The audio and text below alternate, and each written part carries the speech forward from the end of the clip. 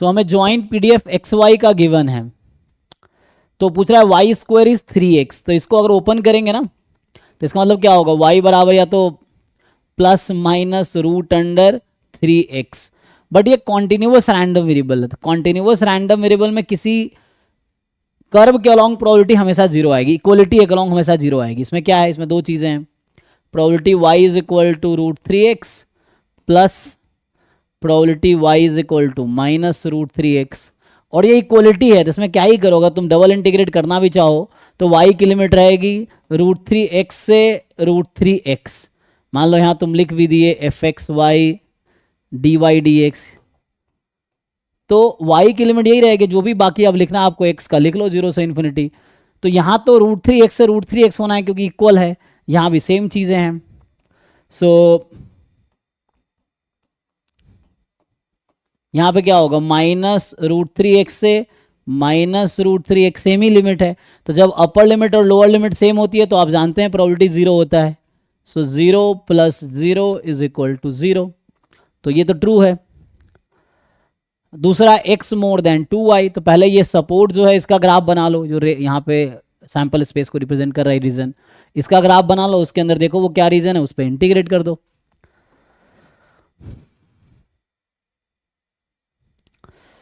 भाई जिन लोगों को ये सब क्वेश्चन नहीं आ रहा, मतलब तुम अभी लेवल तुम्हारा लो है, मैं फिर बता रहा हूँ। जो लोग ये बी और सी पार्ट नहीं कर पा रहे हैं, you are at very low level at this point of time, क्योंकि ये बेसिक क्वेश्चन है। ये बीएससी में इस तरह क्वेश्चन इजीली मिल जाते हैं, है ना, और ये भी नहीं निकाल पा रहे हो तो गलत बात है। तो इसमें कुछ है नहीं ना, उसमें सिंपल है, ग्राफ बनाना है, ग्राफ बना के इस रीजन को डिसाइड करना है। और ऐसे तुम अगर बाकी पीवाईक्यूज अगर किए होगे तो ऐसे ऐसे बहुत सारे क्वेश्चन 10-15 क्वेश्चन पीवाईक्यूज में ही मिल जाएंगे तुम्हें, जो इस तरह के पूछे गए हैं। ये चीज़ है।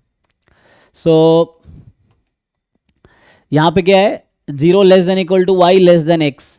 तो सबसे पहले क्या करते हैं, जब हमें किसी इनइक्वलिटी या ग्राफ बनाना है तो पहले हम बाउंड्री या ग्राफ बनाते हैं। तो बाउंड्री में क्या करना है, इक्वल टू रख के, मतलब जैसे 0 is equal to Y, Y is equal to X, इसका ग्राफ बनाएंगे। तो 0 इज इक्वल टू वाई मतलब वाई इज इक्वल टू 0 मतलब एक्स एक्सिस, ये है Y is equal to 0, Y is equal to X आपका ये चीज़ है, ठीक है। तो this is y is equal to x and अब आपको देखना है क्या बोल रहा है। तो हमने y की वैल्यू 0 से x में है, y की वैल्यू 0 से x में, ये y बराबर 0, ये y बराबर x, और x की वैल्यू 0 से इन्फिनिटी है। तो इसका मतलब this is the region of joint PDF, support of joint PDF, है ना। तो ये पूरा सपोर्ट है ज्वाइंट पीडीएफ का, ये अनबाउंडेड रीजन है, कभी ख़त्म नहीं होगा। तो इस तरह से, तो ये बाउंडेड है ना, यहाँ से ये जो लाइन है इसके बिलो का, है ना, लेफ्ट हाफ रीजन हो गया ना, सॉरी राइट हाफ रीजन, तो लाइन का। अब क्या करना है, अब इस वाले रीजन का ये इवेंट है, अभी जो रेड कलर से हमने सेट किया वो सैंपल स्पेस है। अब इस इवेंट की प्रोबेबिलिटी निकालनी है, this is event x more than 2y। तो x इक्वल टू 2y का ग्राफ बना लो पहले। So x is equal to 2y का ग्राफ बनाओगे, है ना, जैसे कोई पॉइंट लोकेट कर लो उसके अकॉर्डिंग। जैसे मान लो यहाँ पे मान लो x1 है, तो x is equal to 2y का ग्राफ बनाना। पहले जब इनइक्वलिटी है पहले इक्वलिटी का ग्राफ बनाओ।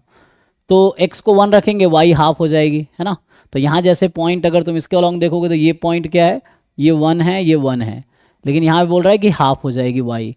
तो ये कहीं ना कहीं ग्राफ इस तरह से होगा, या समझो y को हाफ रखोगे x 1 हो जाएगी, है ना।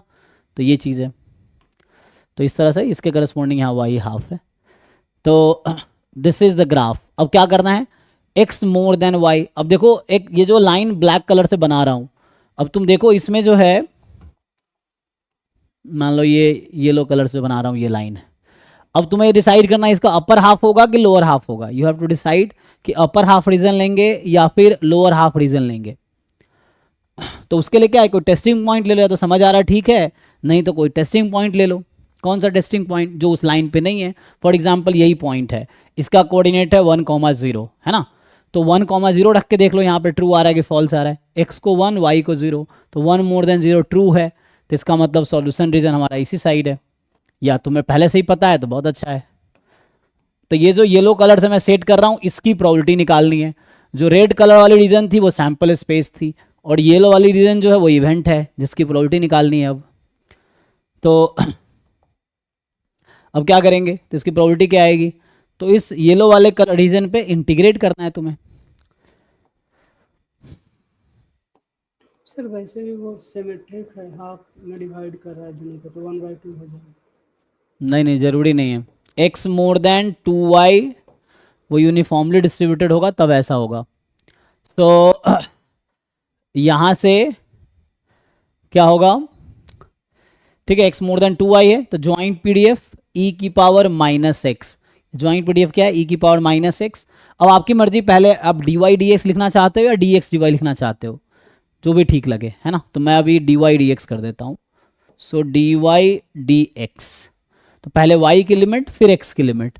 अब इस येलो वाला जो रीजन है इसमें y की लिमिट देखो क्या होगी, तो जब भी y की लिमिट लेनी है तो y के पैरेलल एक स्ट्रिप ड्रॉ करो, लाइन ड्रॉ करो। यहाँ देखो y क्या है, तो यहाँ y 0 है, यहाँ पे क्या है y की वैल्यू, तो this line was x is equal to 2y, ये जो लाइन था this was x is equal to 2y and I need y, तो y की वैल्यू आएगी x/2।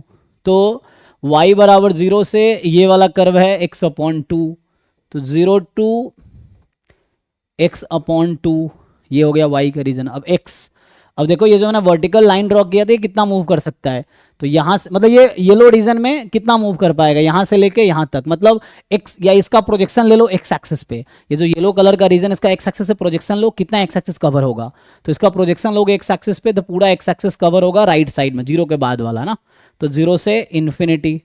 अब इसको इंटीग्रेट कर लो, तो पहले यहाँ तो y है ही नहीं क्योंकि हमें तो y के रेस्पेक्ट में इंटीग्रेट करना है, तो e की पावर -x बाहर हो जाएगा और अभी आ जाएगा हमारे पास, है ना। सो 1 का इंटीग्रेशन 1 dy होगा, तो 1 का इंटीग्रेशन y का y upper limit minus lower limit, तो ये आएगा x/2 e की पावर -x dx 0 से इन्फिनिटी। अब इसको इंटीग्रेट कर लो तो गामा इंटीग्रल से आता है, गामा से कर लो जैसे भी समझ आ रहा है। सो हाफ बाहर है और x की पावर 2 - 1 गामा 2 1 होता है, तो ये हाफ आ गया, ठीक है। सो यहाँ से ये आपके पास आंसर आ गया। So this is fine.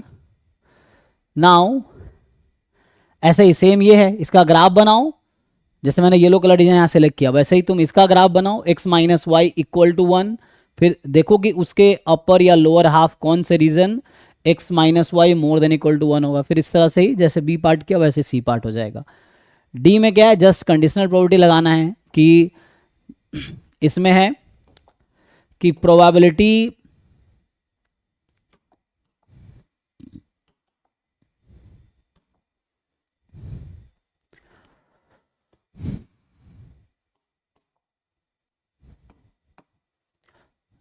हमें गिवन है, मतलब पूछ रहा है कि प्रोबेबिलिटी x मोर than log 2 given y more than log 3,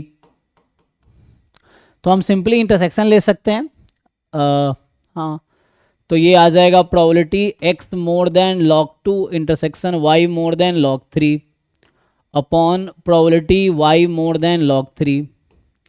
अब ये सिंप्लीफाई करना है इसको, सो यहाँ से या तो मार्जिनल निकाल लो y का तो इजी हो जाएगा, नहीं तो यहाँ पे इनडायरेक्टली हमें क्या करना है, ग्राफ बनाना है, तो न्यूमरेटर में डबल इंटीग्रेशन होगा, डिनोमिनेटर अगर y का PDF निकाल लेंगे तो हो जाएगा, नहीं तो डबल इंटीग्रेशन ये भी हो जाएगा। सो y मोर देन log 3, तो ग्राफ से ही होगा, ये भी ग्राफ बना लो इसमें। So if you see the graph, ये मैं दोबारा ग्राफ बना देता हूँ ना। सो इसमें क्या है, हमारा जो एक्चुअल ग्राफ था वो ये था, y = x, ये मतलब सैम्पल स्पेस इस साइड था। अब मुझे फाइंड करना है x मोर than log 2 y more than log 3, तो हम पहले log 2 log 3 सेलेक्ट कर लेंगे इस पे। तो मान लो यहाँ पे log 2 है और log 2 छोटी होगी log 3 ज़्यादा होगी, तो इसके करस्पॉन्डिंग यहाँ पे आएगी log 2, और जैसे यहाँ पे मान लो log 3 है तो इसके करस्पॉन्डिंग x एक्सिस यहाँ पे log 3 आएगी। अब क्वेश्चन में ये बोला हुआ है कि ग्राफ बनाना है, जब से मुझे इनइक्वलिटी का ग्राफ बनाना है तो हम इक्वलिटी का ग्राफ बनाएंगे।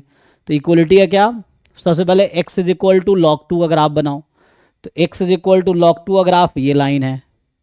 सो this line is graph of x is equal to log 2 और y is equal to log 3 का ग्राफ बनाओ। तो y is equal to log 3 अगर आप बनाऊंगा, ये वाला जो है ना, this is y is equal to log 3, जो कि दिख नहीं रहा होगा शायद। सो ठीक है, तो ये है y is equal to log 3। अब हमें क्या बोला गया है कि x मोर than log 2, y more than log 3।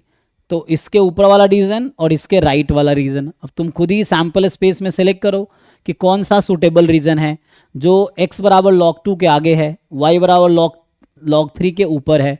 तो इनडायरेक्टली मुझे इस वाले रीजन पे इंटीग्रेट करना है